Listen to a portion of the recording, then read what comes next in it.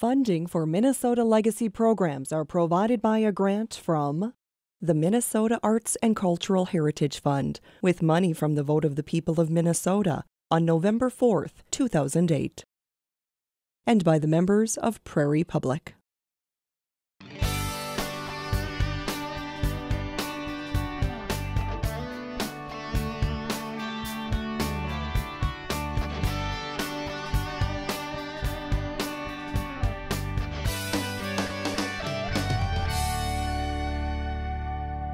Hello and welcome to Prairie Pulse. Coming up later in the show, we'll profile East Grand Forks silkscreen print artist Gene O'Neill. But first, Matt O'Lane got a chance to sit down with author Robert Chambers. And my guest today is Robert Chambers. He's an author, and his new book is called Hidden Wounds, and it's a fascinating book. And Robert lives in rural Breckenridge, Minnesota. And welcome to Prairie Pulse. Thank you. Dr. Robert Chambers, of course. We'll get into that as well, your medical career. But first off, maybe just tell folks about yourself, your background, where you're from originally, before we start talking about the book. Originally was born in the Gaspé Coast of Province, Quebec. Grew up in Quebec City, spent my teenage years and so on. Went to college in Ontario, went to medical school in Ontario. Went back to Montreal to start my surgical residency, did part of my surgical residency in Denver, Colorado, and ultimately came back to the United States and in 1978 became an American citizen 5 years later, and was in Chicago and working there. Decided that I'd had enough of that for a variety of reasons, and wanted to look toward the end of my career, and my idea was I was going to come to a small rural place and do the odd hernia and watch the grass grow, and that didn't happen. I was as busy or busier than I had been in Chicago, and we did some very interesting work with the North Dakota Trauma Foundation and setting up small hospital trauma units. And at that time, North Dakota was just getting into the statewide trauma system that they're in now. And that development was very interesting and way ahead of Minnesota. Minnesota was still arguing about which hospital did what in the Twin Cities. Yeah. Well, we'll get into how your medical career and trauma adventures kind of led you to write a book like this, but let's talk about the book. It's a novel about PTSD, and it really concerns we hear so much about PTSD with male soldiers. This is about a female combat engineer from Canada, right? Well, anytime Tell us about this. When you write, you want to ask some what-if questions. And the first what-if was, what if somebody wrote a book that the public would read that was about PTSD, post-traumatic stress disorders. And I was told that in order to do that, I have to write it as a romance. I thought immediately that I was writing to a demographic of 30 to 50-year-old females. Turned out that wasn't true. A lot of males like this book. A lot of females like it, so that was good. The second what if was, what if the protagonist was a Canadian, because many U.S. folks in the United States believe that the only force fighting the Taliban in Afghanistan was the U.S. It was 70% U.S., but it was in fact a coalition of many countries, and Canada was very involved. Their people did tremendous work and suffered tremendous losses in Kandahar province and so on. Third what if was, what if the protagonist was female? And we are only starting to learn and understand the female warrior. They have in fact been around for a lot of years, and right back to World War II, and I think about the women that were flying the airplanes around for the Air Force. They weren't even Air Force, they were civilians. They didn't have any military benefits, and yet they did this service for the Air Force. And of course the Bataan was where the military figured out that the nurses better be military and not contract nurses and so on. There were a lot of developments in that period of time. And that has continued.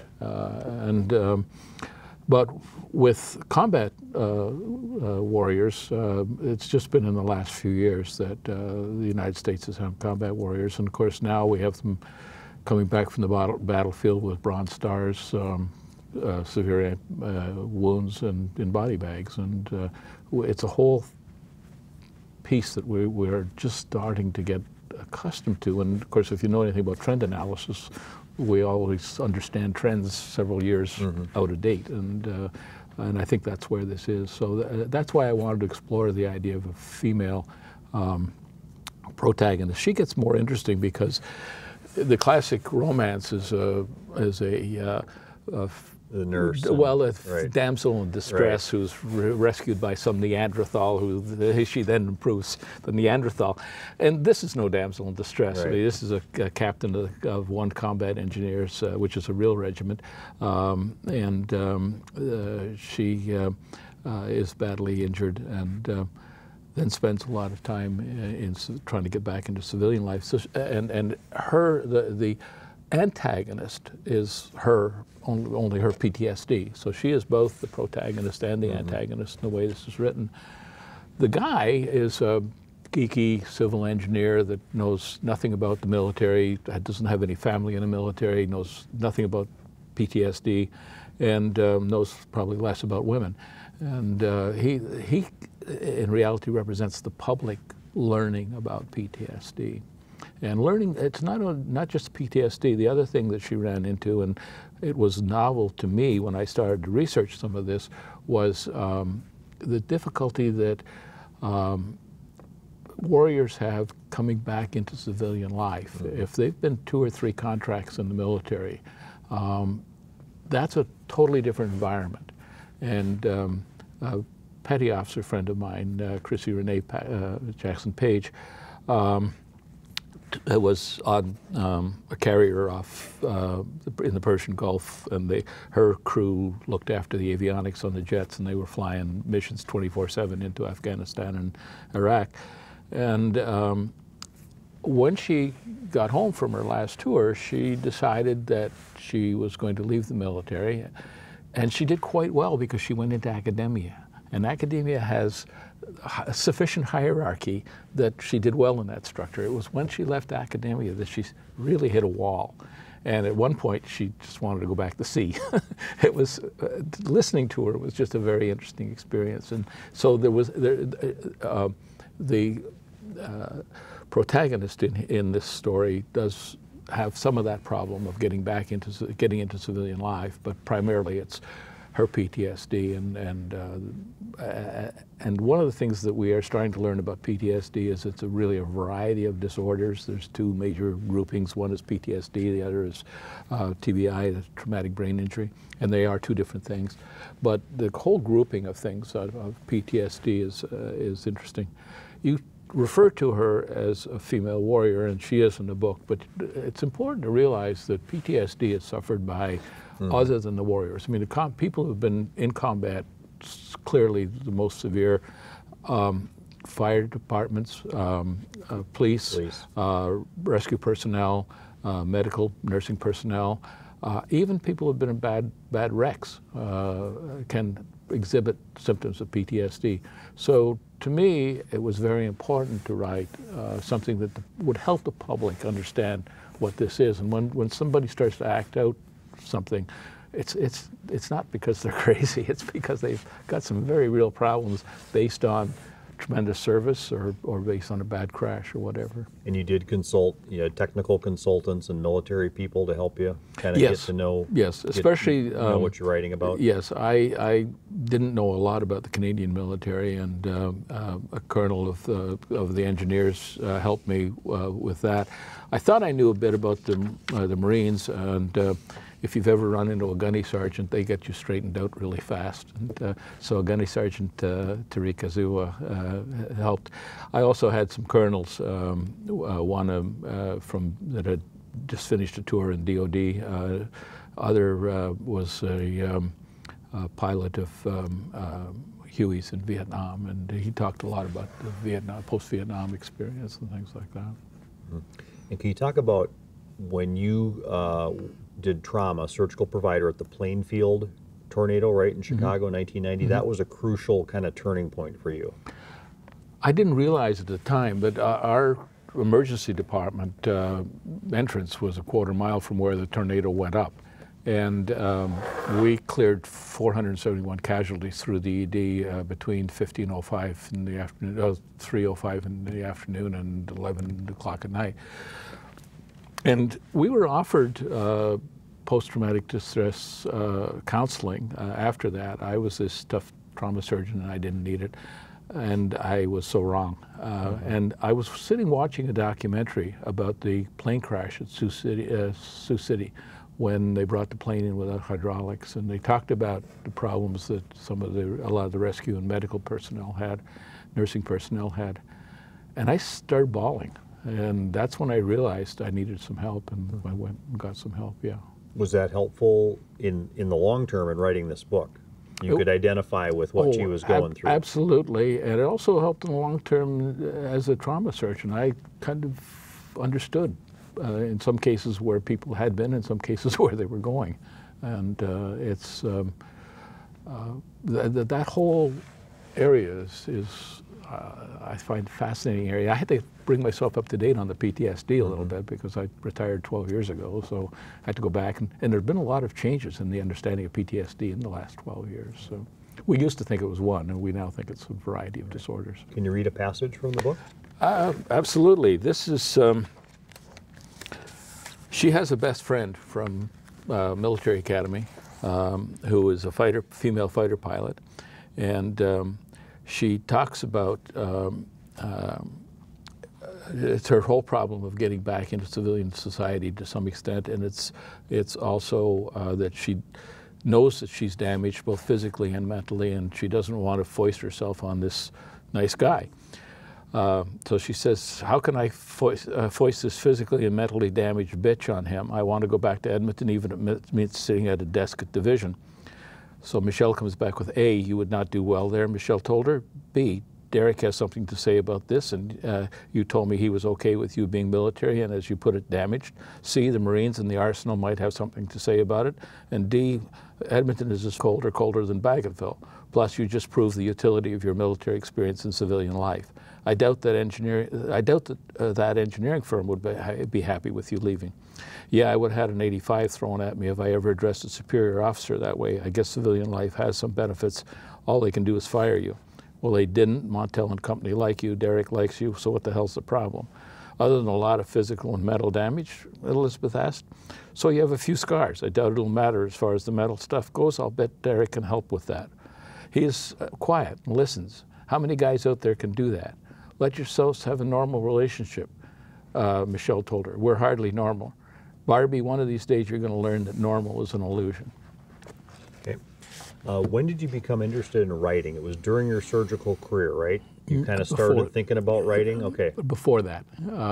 It started in grade school, and I had ear infections, and I would spend 2 or 3 weeks that I couldn't hear.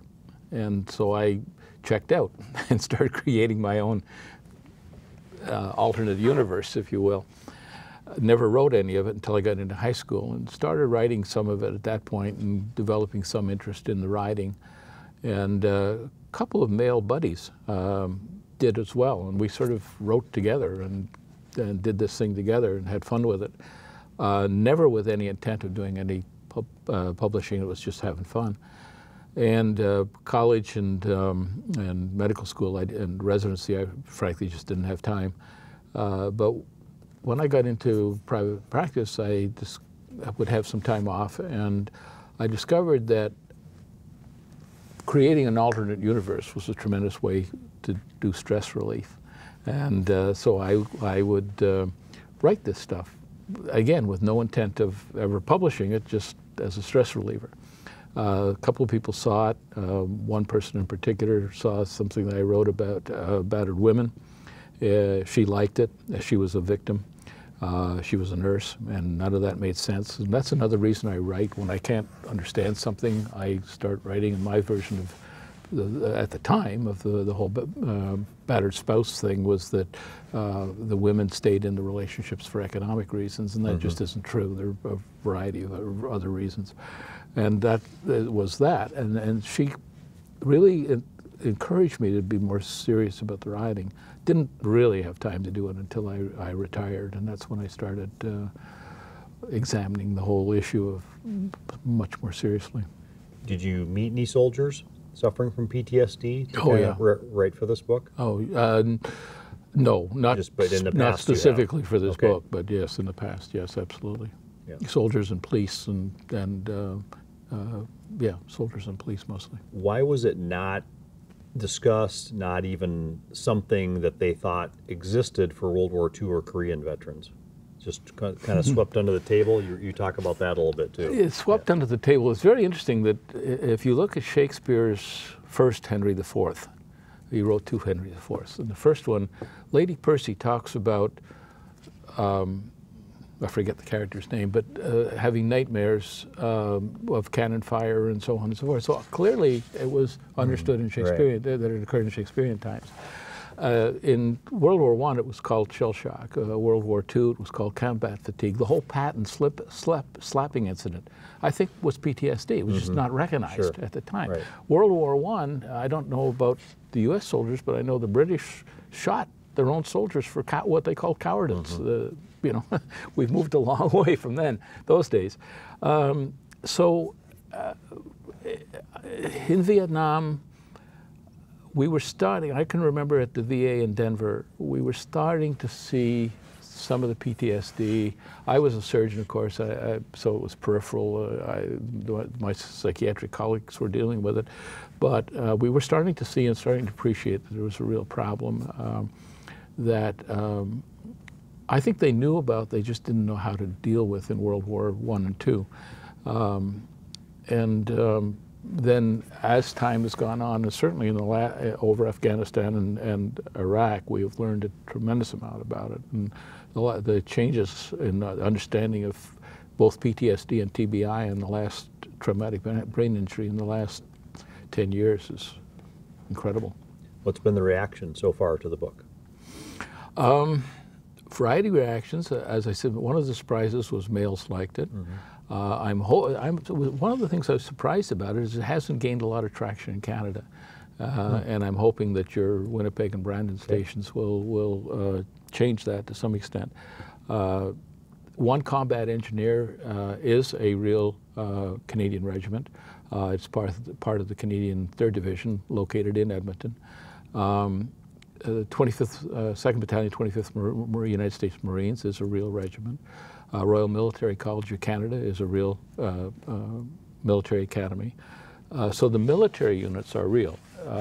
The only other thing that's real is there's a reference to Trudeau bringing the Royal Canadian Air Force back from Iraq 2 or 3 years ago. The rest of it is all fictional. All the characters are fictional. The military commandants, every piece of it is fictional, except for the real military units. And you've got plans for another book, right? Can you tell us about that? Another book is currently has gone through the initial round of structure and content, and had to be so rewritten. It's going to have to go through that again. But Another Strong Woman had a lot. It was the original. Manuscript was written prior to Hidden Wounds, but I just didn't like it, and there was huge problems with it, and I couldn't figure out what they were.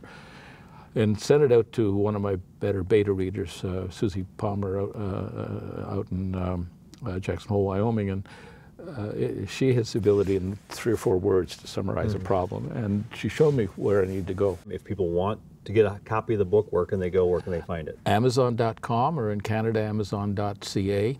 Okay. And you need to put the T in, Robert T. Chambers. Okay. There are about 600 Robert Chambers. All right. And then Retail Zambrose has it here in Fargo. Okay. And Retail, it's at the Red Door and Breckenridge Drug and Expressions Floral and Gift in Wapentake. Thank you, Robert. Thank Great you. information, wonderful interview. Thanks for joining us, and stay tuned for more.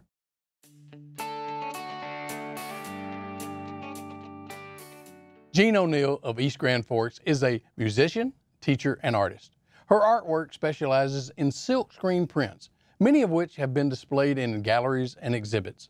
Recently, we spent some time with Jean, and here's a look at her art.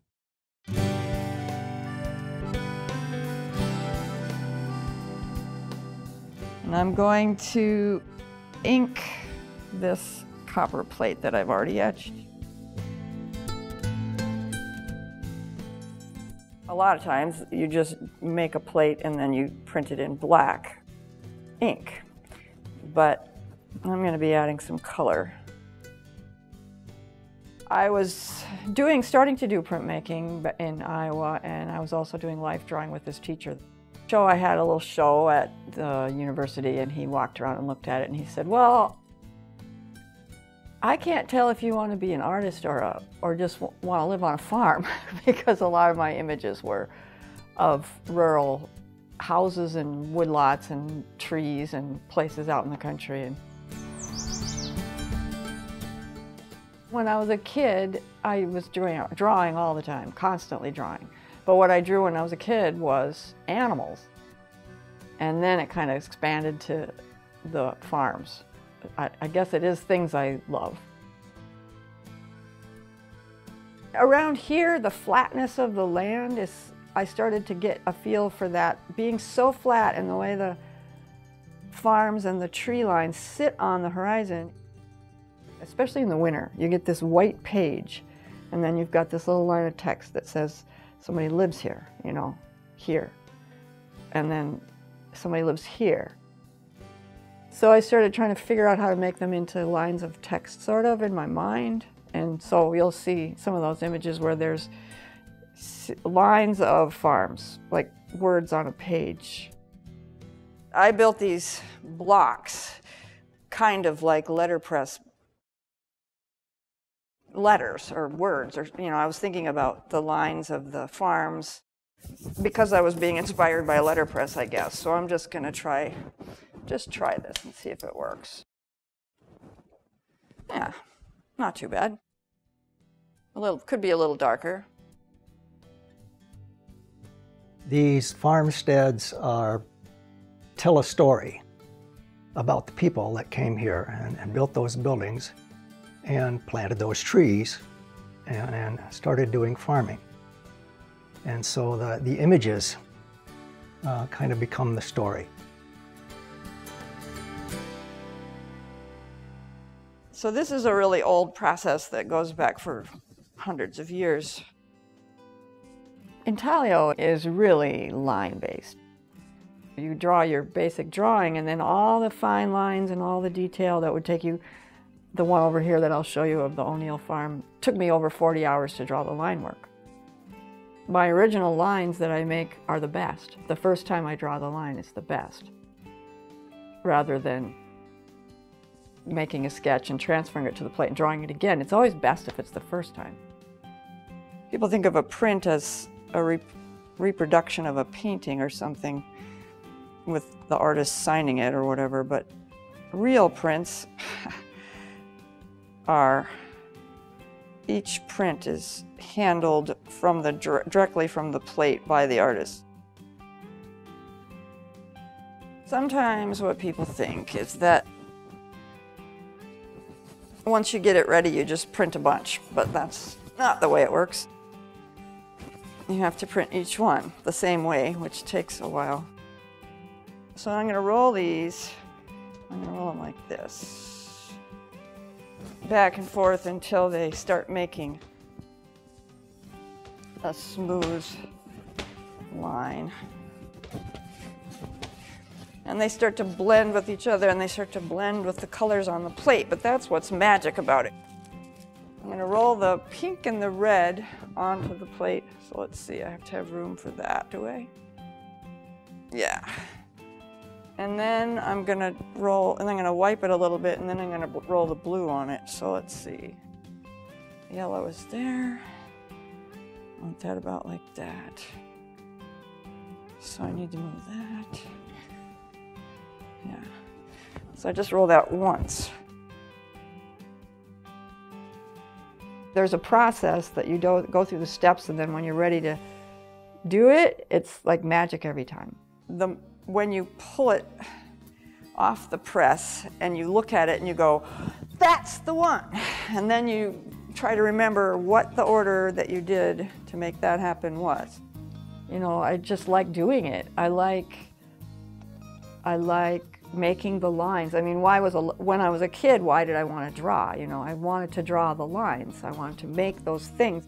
And letting the lines do what they want to do, because they'll do something different if I let them. And then if you sit and draw for a while, you get into this place where you don't even know where you are.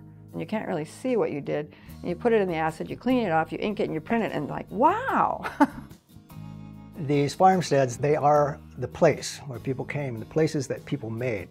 And with every one of them, there's stories. There's stories of fortunes to be made. There's stories of misfortune. But I think what Gene has showed us is that these stories are etched into the landscape.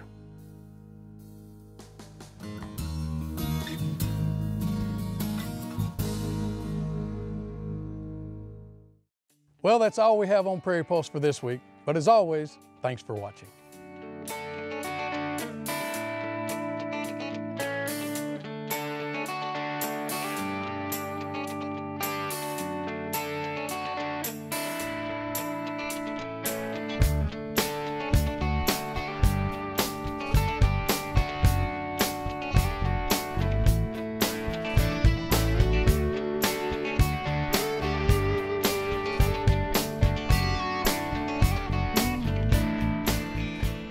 Funding for Minnesota Legacy programs are provided by a grant from the Minnesota Arts and Cultural Heritage Fund, with money from the vote of the people of Minnesota on November 4th, 2008, and by the members of Prairie Public.